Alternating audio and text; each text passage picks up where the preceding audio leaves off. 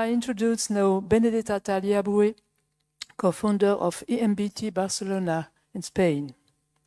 Benedetta Tagliabue founded the EMBT agency with Enric Miralles in Barcelona in 1994. EMBT made a name of itself quickly with projects such as the Parliament of Edinburgh and the Santa Caterina market in Barcelona, which were both spectacularly expressive and deeply rooted in the history of the place.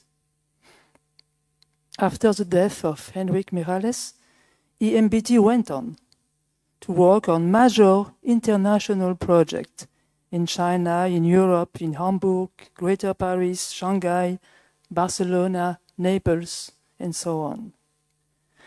One might wonder why Benedetta Tagliabue is receiving this Global Award for Sustainable Architecture, given the extent to which the market of XL architecture is driven by aims, city branding, by example, that have nothing to do with improving the state of urban civilization.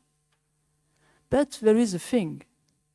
Benedetta Tagliabue did never shape EMBT as a predator of international competition, but as a multicultural working environment.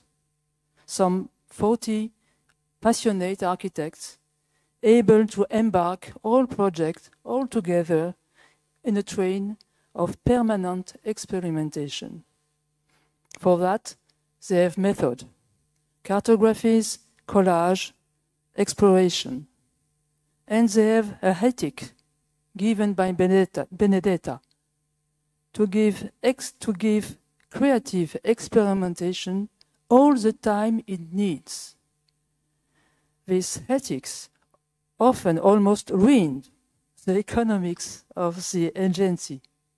But it is thanks to this ethic that EMBT owes the recognition of its singular creativity in the world.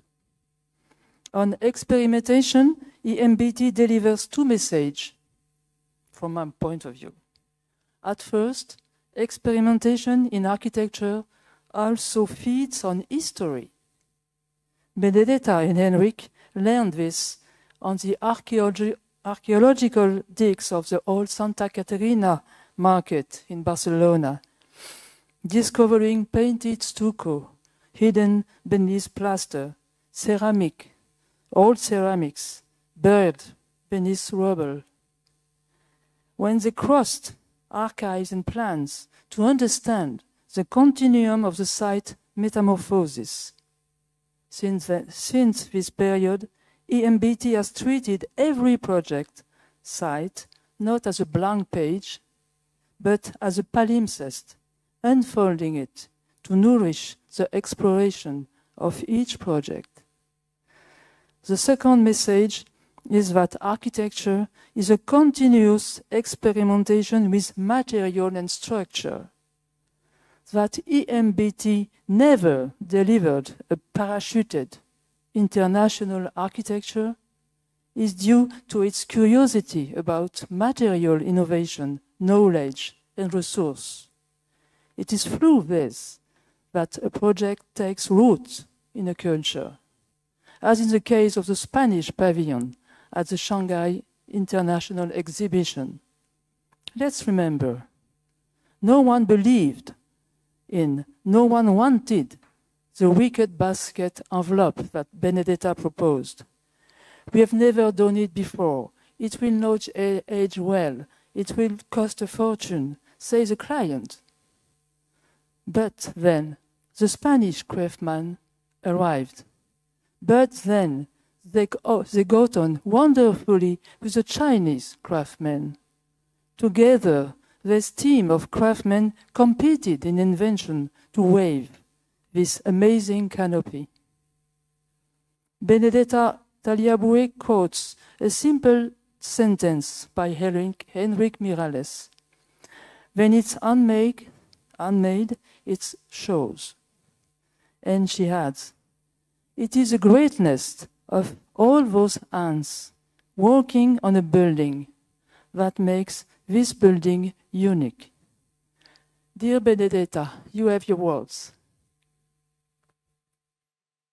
Thank you so much, Marie-Hélène. Your words are incredible. And I think I feel very honored to be today with such fantastic people in the same prize. I loved the presentation. I love the work and the radicality of everybody. So I'm really very, very happy to receive this prize today. Thank you, Jana, also for that.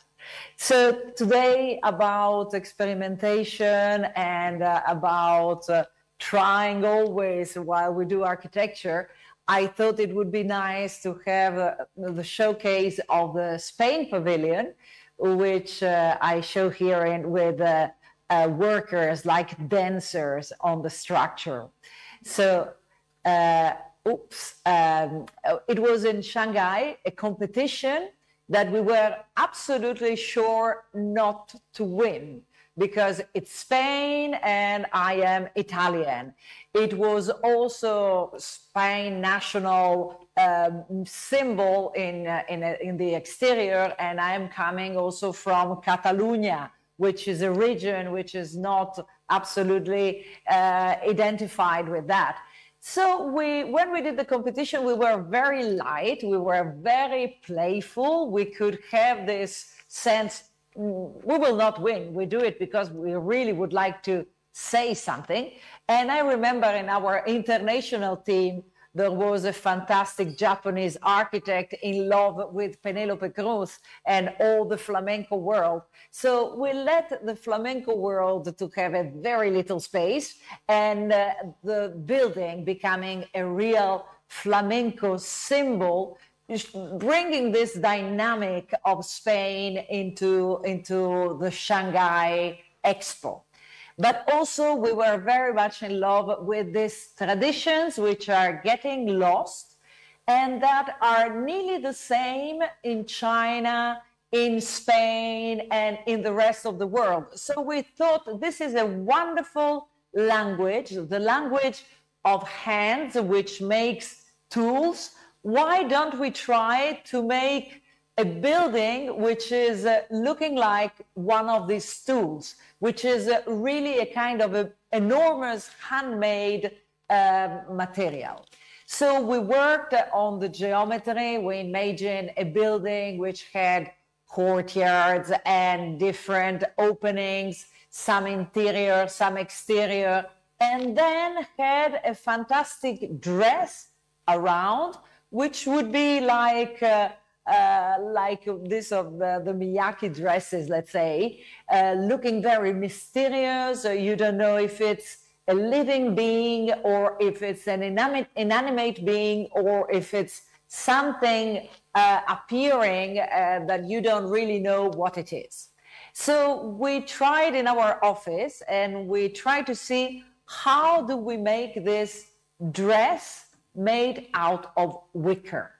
And we have many people in the office and we love to work with hands. So all the hands of the model makers or when we were trying to understand how to make these pieces go together, we were really experimenting on the shapes. I remember we were talking with the artisans here in Spain, and in the same time we were artisans ourselves, trying to reinvent possible cells, possible pieces, which then would become the element to cover the big structure of the Spain Pavilion. Then at the end we arrived to a very special shape. It's a shape which is also coming from Gaudí. Gaudí had a fantastic experimentation on curves coming from straight lines. And these curves could go together in order to cover a surface and more than everything, a very complex surface as the one we were planning for the Spanish pavilion that, as I said before, we wanted to be very, very dynamic. So we had here in Spain a lot of experimentation and also investigation with the university. We went around and we met most of the fantastic artisans who still exist in the territory and work with these materials. It's incredibly different, the world of how you can produce with your hands and with these small woods. And in the other hand, we tried to implement that in China. We also wanted to introduce a calligraphy because we really wanted the culture of China to arrive into the pavilion, and the pavilion to be like a big message of love and ecology and a new type of culture, and how the cities would be better in the future. How could it be? So the plan was this kind of very organic plan where the masses of people which we were expecting were contributing to this big plan. And then we had this beautiful getting near, you know. It was the first time we were working in China, and we had a photographer on site who was sending us the images in order to discover how was the working world going around in China. And we discovered that it was so similar to the world that we knew, so similar to the Spanish world, which of construction, which is many times very inventive and not so strict into the norms and normatives. So some of these images are, to me, absolutely fantastic. This, the power of the builders, the beauty of the builders, the intelligence of the under construction world. And little by little, I think that the solution of the building was kind of becoming similar to the people on site. And these photos were bringing us this near relationship between the hands that really were building the building and the people who were designing it, inventing it, giving them the possibility to really then construct. And we were very impressed by this beauty of the natural material all the time on site, very much used and very inventively used, as here the panel becomes a bed. So also we were able to go to the place where at the end the Chinese artisans, taught by the Spanish artisans, started to build the more than 8,000 panels that were going on site and that had to be really woven by hands all together, so that to be hung on the facade of the Spain pavilion for the International Universal Expo. That was a great new thing for China in 2010. So I really love these images because this is really this material which is happening. Of course, you know, this was more difficult than I'm telling you now. During a lot of moments, the Spanish constructor was coming to me and say, oh, this is not possible. You had this idea of a wicker material, of a pavilion, which is like a basket, but we will make it metaphorically. And we were insisting and saying, no, it's not metaphorical, it's real. It is really a wicker, hand-woven building. And as you see, little by little, as a miracle, this could become a reality. The wicker panels could be hung on the facade and could become the kind of a new surface which were taking the space in between the building, the structure, the glass, and the outside world, the sky, the air. So when the first photographs arrived of the pavilion taking its shape, I thought it was photos of an animal. It was like our pet. And we had no idea how the public would react to it. But I think the public also reacted to this wicker building as if they were finding, instead of a building, a sort of friend there in the Universal Expo, because everybody was kind of identifying with this material, with this craft. Everybody had a craft piece which were resembling this wicker work. And at the end, this really started to be a very ecologic building, a building which was breathing. It was making different smells, depending if you had a different type of climate, rain or wind or sun. It was starting also to change color in relation to if it was very much sun or very humid. And you really could feel that when you were in the inside. You really could feel that this was a very alive building. And here we have this place with the gigantic baby by the film director Isabelle Cochette, who is also a friend. And they were commenting, Isabelle Cochette made the gigantic building and you made the gigantic basket to make the child sleep. So this was the idea. And after that, there were many other projects coming from the desire to go on with a kind of a textile architecture. And in order to do that, for example, here in Paris, we tried with textile fibers, which could resist in the outside. We also experimented this in the Biennale in Venice.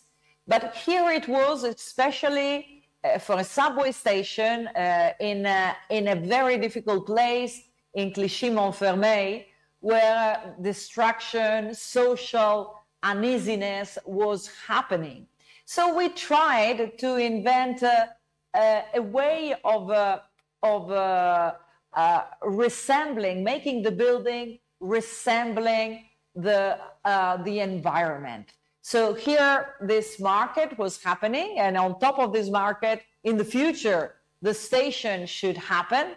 And so we were imagining the station made out of these materials, this textile materials, so that you have this pergola made of panels woven with this new technological textile, and we went on and on with this, because this project, of course, is an infrastructure project. It's taking more than 10 years. And unluckily, here I lost my woven battle, because in France, in these stations, at a certain point, experimentation in materials was impossible, was not financed again, and it was not open. So we had to go back to a new material, which is more conventional. It was used before, but the colors, we are deciding about it with the people, with the women of the place. And then very quickly, other stations where the wood is fundamental. And I'm learning how wood is a wonderful material and how it is giving the possibility to regenerate. So it's incredible, no? To have a new structure in a place like this in Naples, which is very, very hard. Or also in a cult place like this church in Ferrara, we could introduce a lot of natural wood, trying to follow these desires that we had at the beginning, to make a very, very light building, which would look a little bit like a balloon arriving on the floor. And this interior in wood is really helpful in order to give this feeling that this material is natural, that this space is really helping you in the concentration and is really making you feel like at home. So these projects are very many experiments that we are doing. We're doing in many scales. Sometimes a scale like this one in Milan is also very useful because you can do something in a very little time, accepting existing trees and existing bushes, for example, and live together with it. Or we can experiment in furniture, learning from people who is dealing with wood, or also in big scales like this Lungomare in Rimini, which is a transformation of a parking lot in the city, or the transformation of the harbor in Hamburg into a piece of city dedicated to people, or more wood, ceramic and wood, or this building, which is very important to us, which is introducing textile architecture in ceramic, and which is one of these buildings who are designed next to hospitals to give to the patients the feeling that you are feeling at home while you are in the hospitals. So these are the projects we are developing, some of them. And of course, today I'm at home and I show you behind myself my office. And these are images from my office.